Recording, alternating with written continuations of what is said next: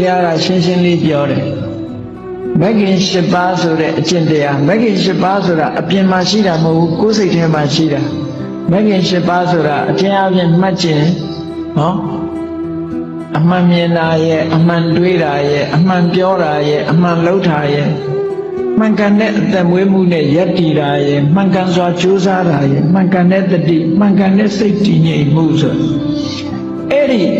စိတ်စွမ်းအားတွေကိုပြောတာနော်အဲ့ဒီစိတ်စွမ်းအားတွေကိုမထူထောင်ပဲအဲ့ဒီလမ်းကမလျှောက်ဖဲနဲ့ဘယ်ပုဂ္ဂိုလ်မှသောတာပန်သဂရကအနာဂါယနာဆောင်ဖြစ်နိုင်ဘူးမဂ္ဂင်၈ပါးအကျင့်တရားမရှိရင်စစ်မှန်တဲ့သာသနာကိုမဟုတ်ဘူးလို့ဒီလိုပြောတန်တရားဝတ်က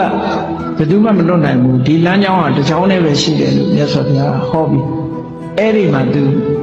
လက်ခံပြီးဘုရားဘာသာအဖြစ်ကူးပြောင်းလို့ထိုညမှာပဲယဟန်ဝတ်တရားကျင့်ဘုရားပြိဋိဘံမဆန်ခင်လေးမှာယန္တာဖြစ်သွားတယ်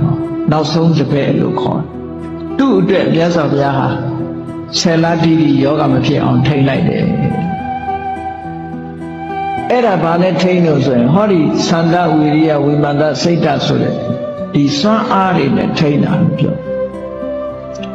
ဒါကြောင့်လို့လူတွေရဲ့စိတ်စွမ်းအားဟာလူတွေထဲမှာပဲရှိ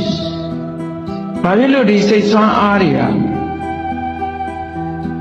စွန့်ရည်တတိတွေမဖြစ်တယ်လဲလို့ဆိုလို့ရှိရင်မလုံးလို့မလေးကျင့်လို့မဖြစ်တာတကယ်လေးကျင့်ရင်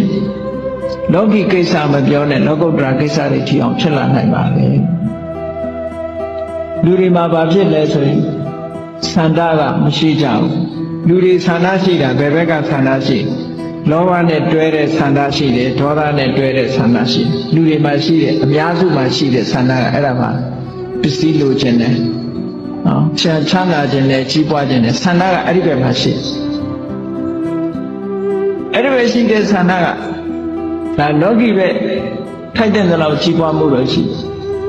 တရားဘက်ကိုဆန္ဒမရှိသေးတဲ့မြတ်တရားကိုသိတဲ့အတိအကျမရနိုင်သေးဘူးဆန္ဒရှိဖို့လိုတယ်